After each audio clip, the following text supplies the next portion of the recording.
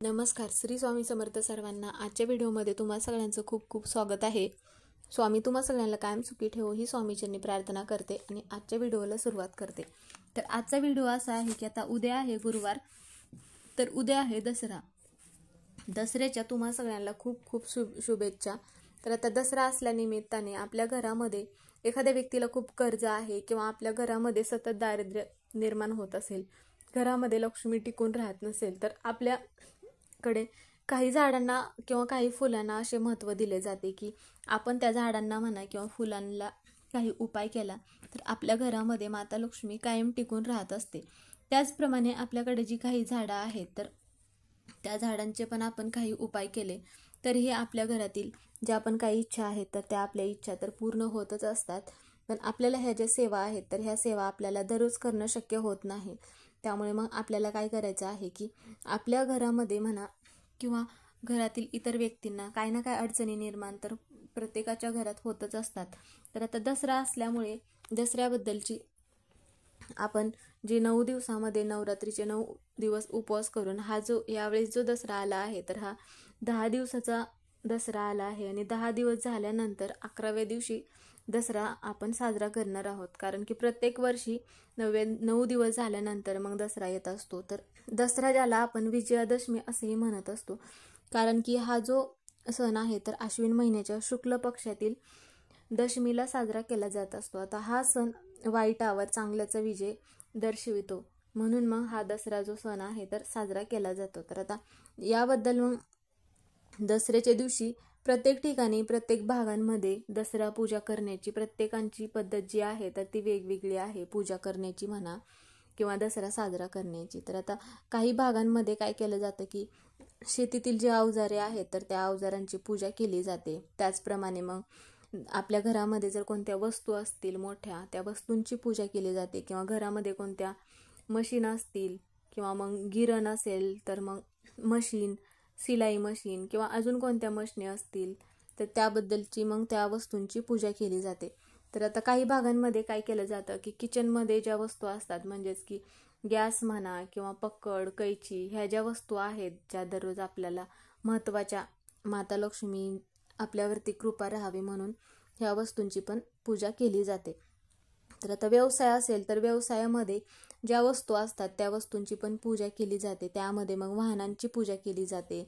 तसेच मग लहान मुलं असतील किंवा मोठी मुलं असतील तर सायकलची पूजा करतात किंवा मोठ्या ज्या गाड्या आहेत तर त्या गाड्यांची पूजा केली जाते. म्हणजे ज्यांच्याकडे ज्या वस्तू आहेत तर त्या वस्तूंची ही पूजा करण्याची पद्धत ही सगळीकडेच आहे. तसेच मग आजच्या दिवशी आपट्याची पानं जी आहेत तर त्या आपट्याच्या पानांना आपण सोनं म्हणून एकमेकांना वाटली जातात. तसंच या दिवशी मग काही शुभ कार्याला पण सुरुवात करण्याला अत्यंत शुभ दिवस हा मानला जातो. त्यामध्ये मग नवीन घर घेणे किंवा नवीन गाडी घेणे किंवा कोणत्या वस्तू घेण्यासाठी पण दसरा हा जो दिवस आहे तर अत्यंत शुभ हा मानला जातो. तर दसऱ्याच्या दिवशी रावणाच्या पुतळ्याचे मग दहन केले जाते. दसरा हा जो दिवस आहे तर 3.5 मुहूर्तांपैकी एक शुभ दिवस मानला जातो. त्यामुळे मग या दिवशी नवीन व्यवसाय किंवा कोणतेही शुभ कार्य करण्याला जास्त महत्त्व दिले जात असते.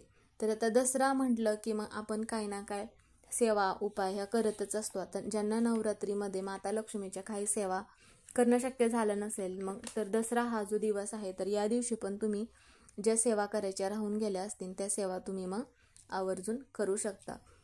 त्याचप्रमाणे तर यामध्ये काही झाडं सांगणार आहे. काही झाडांचे महत्त्व आपल्याकडे जास्त दिले जाते.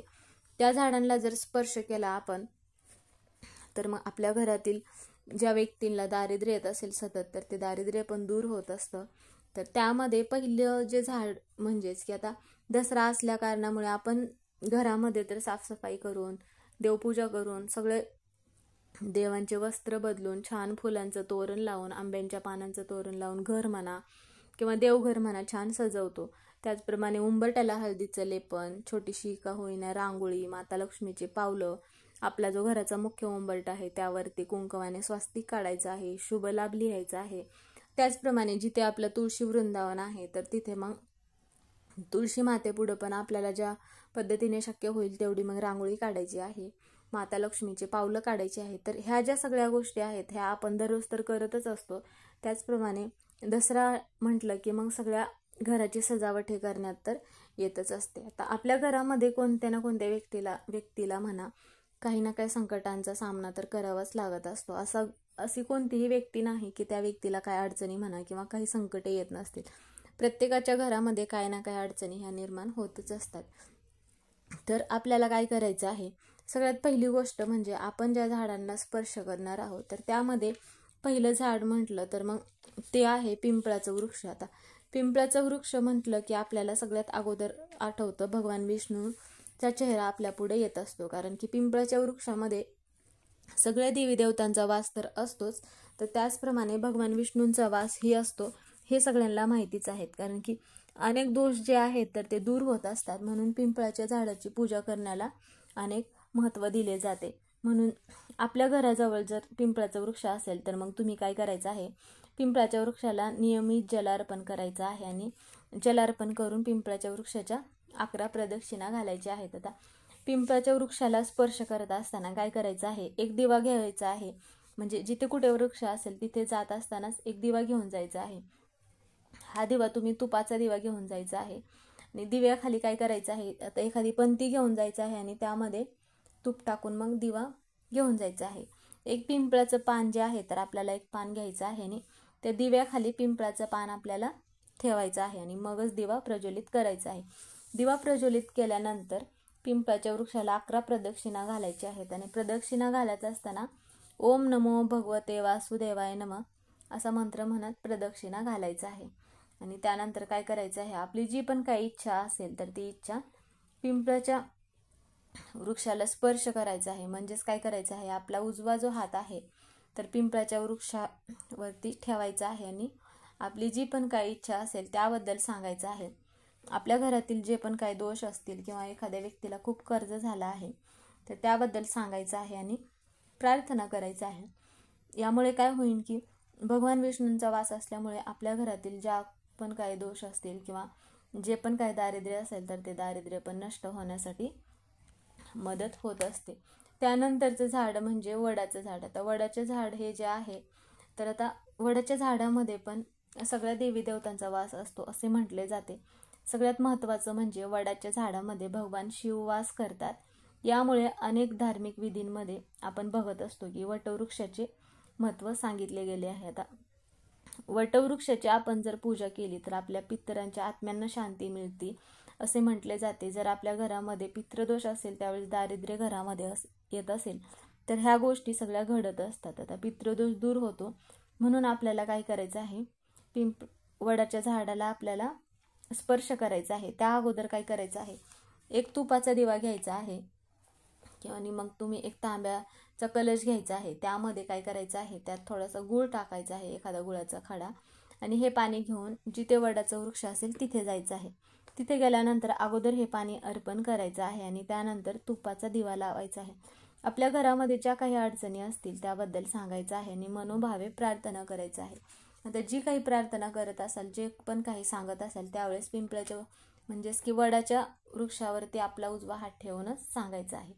आणि त्यानंतरचं वृक्ष म्हणजे अशोकाचे जे वृक्ष आहे तर ते, आता अशोकाचे वृक्ष हे सगळ्यांना माहितीच आहे. आता अशोकाच्या वृक्षामध्ये पण भगवान शिव वास करतात. यामध्ये घरात आपल्या सुख शांती कायम राहावे म्हणून आपल्याला काय करायचं आहे, एक दिवा आपल्याला अशोकाच्या वृक्षाला लावायचा आहे आणि त्यानंतर मग आपल्याला काय करायचं आहे, आपल्या घरातील ज्या अडचणी आहेत त्याबद्दल सांगायचं आहे आणि अशोकाच्या वृक्षाला आपल्याला उजवा हात ठेवायचा आहे, त्या झाडावर त्यांनी स्पर्श करायचा आहे. तर हे झालं अशोकाचं वृक्ष. त्यानंतरचं आणि शेवटचं वृक्ष म्हणजे तुळस. आता तुळस तर हे प्रत्येकाच्या घरोघर असतेच, हे सगळ्यांना माहितीच आहे. कारण की तुळशीच्या झाडामध्ये माता लक्ष्मी वास करत असते. तुळशीच्या झाडाची जर आपण नियमित पूजा केल्याने पितर संतुष्ट होतात असे म्हटले जाते आणि आपल्या घरामध्ये माता लक्ष्मी घरात कायम वास करत असते. म्हणून तुळशीच्या वृक्षाची दररोज आपल्याला पूजा करायची आहे. दररोज आपल्याला दिवा लावायचा आहे आणि नंतर काय करायचं आहे, तुळशीच्या वृक्षाला आपल्याला काय करायचं आहे, एक दिवा प्रज्वलित करायचा आहे. एक तुपाचा दिवा घ्यायचा आहे आणि त्याखाली थोडेसे तांदूळ ठेवायचे आहेत आणि मग ती पंती त्या तांदळावरती ठेवायचा आहे. असा दिवा आपण तुळशी मातेजवळ जर लावला तर माता लक्ष्मी आपल्यावरती प्रसन्न होते. हा दिवा आपल्याला तुपाचाच लावायचा आहे. आता जर तुमच्याकडे तूप नसेल तर इतर जे कोणतं पण तेल टाकला तर त्यामध्ये एक लवंग टाकून मग हा दिवा लावायचा आहे. आणि त्यानंतर काय करायचं आहे, तुळशी मातेला प्रार्थना करायचं आहे. आपल्या घरामध्ये सुख शांती राहावी, आपल्या घरातील दारिद्र्य नष्ट व्हावे यासाठी प्रार्थना करायचं आहे. तर मग हे जे झाडं आहेत तर या झाडांपैकी तुम्हाला कोणत्याही झाडांना स्पर्श करणं शक्य होत असेल तर यापैकी एक तरी झाडाला तुम्ही आवर्जून स्पर्श करायचा आहे. कारण यामुळे आपल्या घरातील जे दारिद्र्य आहे तर दारिद्र्य नष्ट होते. कारण की आपल्याला परत वर्षभर ही पुन्हा संधी नसते. वर्षातून दसरा हा एकच वेळा येतो. म्हणून मग या झाडांना आवर्जून स्पर्श करायचा आहे. तर आजचा व्हिडिओ हा इथे संपला. व्हिडिओ आवडला तर लाईक करा, चॅनलवर नवीन असेल तर सबस्क्राईब करा. कमेंटमध्ये ओम नमो भगवते वासुदेवाय नमः किंवा मग ओम महालक्ष्मी नमः लिहायला विसरू नका. व्हिडिओ पूर्ण बघितल्याबद्दल धन्यवाद.